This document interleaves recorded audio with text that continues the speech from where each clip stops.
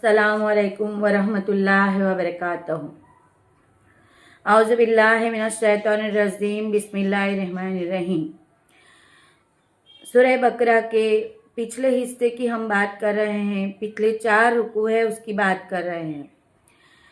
हमने यहाँ पर देखा कि नबी पाक सल्लल्लाहु अलैहि वसल्लम हुक्मरान बन रहे हैं और उनकी हुकूमत के नीचे अब कायदे कानून बदलेंगे और उनकी हुकूमत को मानना होगा। यहाँ पर हमने देखा कि जो हुकूमत बदल रही है वो इबादत के साथ बदल रही है।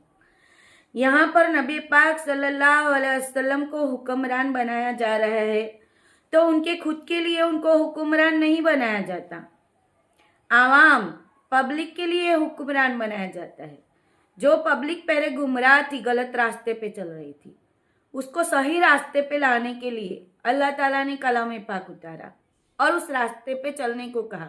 उस वक्त जो बेहयाई थी, जो दारू था, जुगार था, जो ब्याज के काम थे, सूद के काम थे, वो सब कामों को खत्म करने के लिए जो बेटियां थी उनकी इज्जत हो, जो बीवियां थी वो पर्दे में रहे, जो नाहक किसी को परेशान किया जाता था, जुल्म सितम किया जा सकता था, वो सारे जुल्म सितम खत्म करने के लिए अल्लाह ताला ने मोहम्मद सल्लल्लाहु अलैहि वसल्लम को पैगंबर बनाकर हमारे सामने पेश किया। ना कि और आपने देखा कि बनी इसराइल की जो हुकूमत थी, हमारे नबी पाक सल्लल्लाहु अलैहि वसल्लम ने उनकी हुकूमत की कोई कॉपी नहीं की, उनको जज नहीं किया।